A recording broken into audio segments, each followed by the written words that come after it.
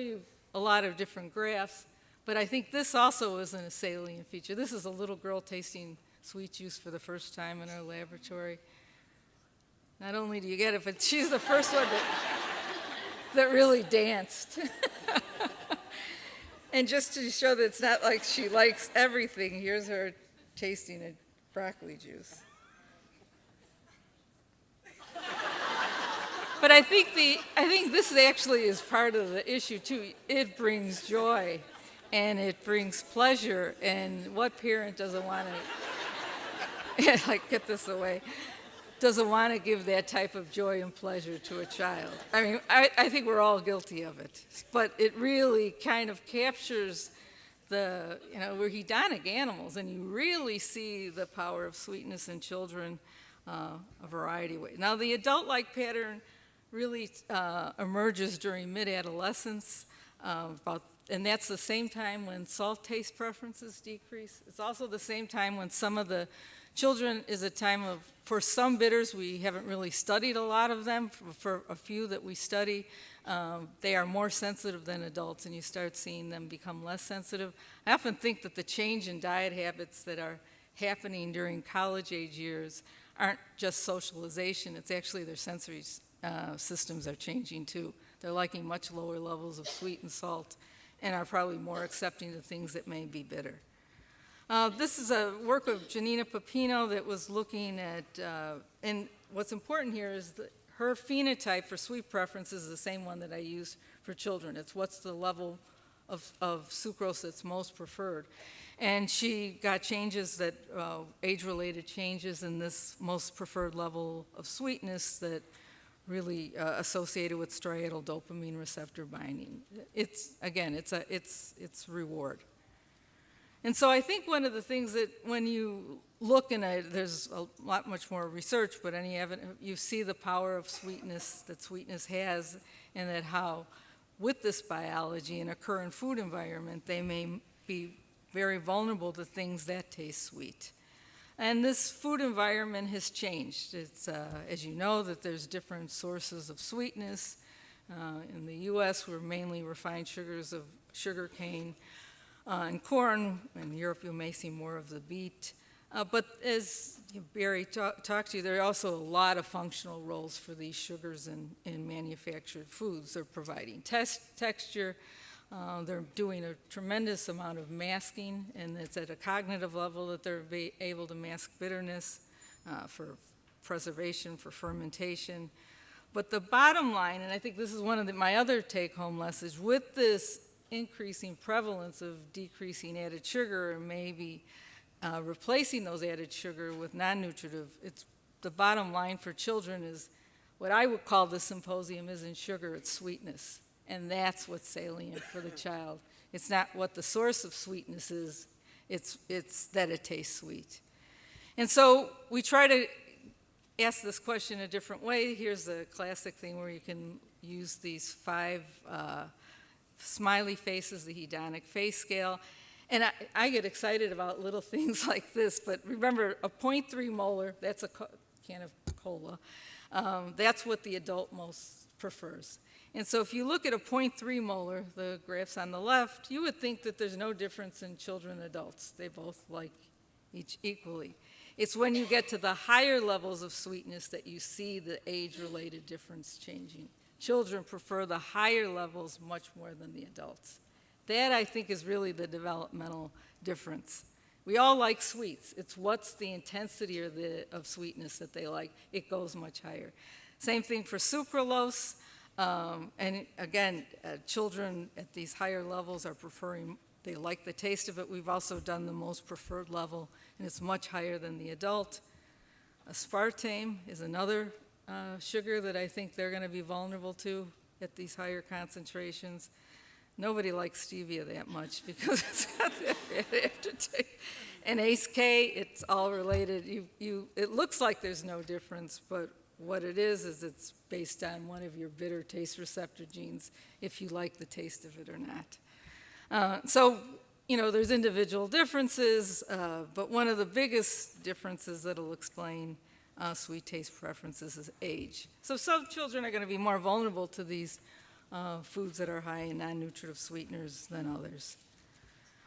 So these sugars are playing a lot of functional roles. I've really became interested in looking at the ability of sweets to mask bitter taste, because I do a lot of work on the bad taste of pediatric formulations where children are getting them in liquid form, and it's the number one issue for noncompliance for medicine, which is life-threatening for many children. So this is just a summary of about 4 years' work. If the arrow goes down, that meant that it was either we looked at sodium salts or sucrose. It blocked the bitter taste.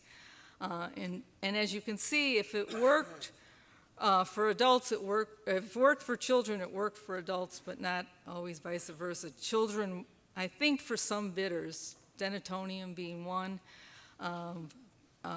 that they're much more sensitive to it, and maybe caffeine as well. Sucrose, on the other hand, was really effective in blocking a lot of the food-grade bitters that we looked at. And when you look at many pediatric formulations, you looked at manufactured foods, they're all high in sugar and salt, and it's not just because they're preferred taste, but they're getting rid of the bad taste too. And that's one of the reasons why it's difficult to get them out when you've got off taste that develop during the processing or manufacturing, or you're adding vitamins in and you want to decrease those bad aftertaste. This, I love the history of medicine, and since the early 18th century, the first thing a child has bought with their own money has been penny candies. And if you look at the history of penny candies, just like carbonated beverages, it all started in the pharmacist. And so what the pharmacist did is he removed the medicine. Cocaine drops were used to treat toothaches. They removed the medicine and got these little sugar drops, and that became penny candies, and it really was catered to a working class of children at that time. And it had also shows the power of sweetness, and that's what, when children do have money, that's what they're going to spend it on, hence the term penny candy. So it's also heightened during periods of growth. This work was started by Sue Caldwell at University of Washington, and then my collaborators and I looked at it, where you could actually see that the level of sweetness most preferred, if you looked at one of the biomarkers for bone growth in the urine of children, you'll see that it's associated. And I think of the last 2 decades especially, or the last decade, the taste field has really exploded, in that we've identified some of the receptors that bind to these taste ligands. I think probably one of the most exciting discoveries is that they are not limited to the oral cavity, but they're throughout the entire body, playing a lot of important, the bitter receptors playing a lot of important immune function work. The sweet receptors also playing a lot of metabolic, maybe having some metabolic functions. But if you look at the adult and you look at this TAS1R genotype, you could see a nice relationship between the alleles and the level of sweetness most preferred. In children, and this I've seen this in 3 studies, it doesn't affect, genotype doesn't matter.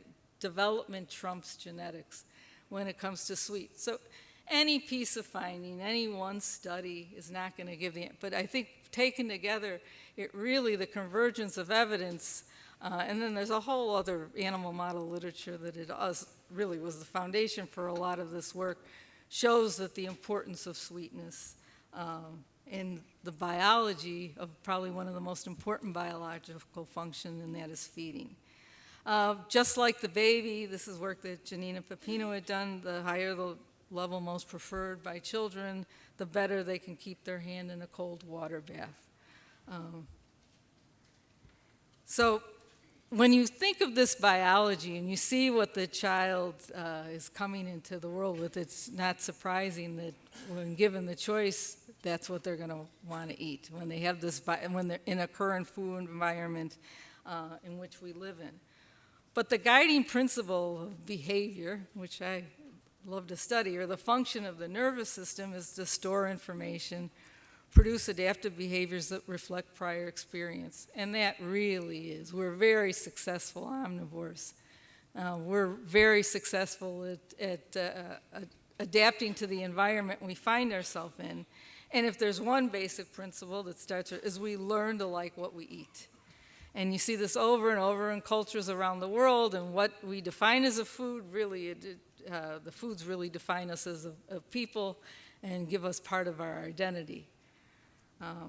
And so you can see there's not a lot of work where I'm really interested in Kara's talk next to learn about how children's sweet intake can be modified by experience. But there has been studies looking at how early exposures are associated with greater preferences. Again, these are association studies.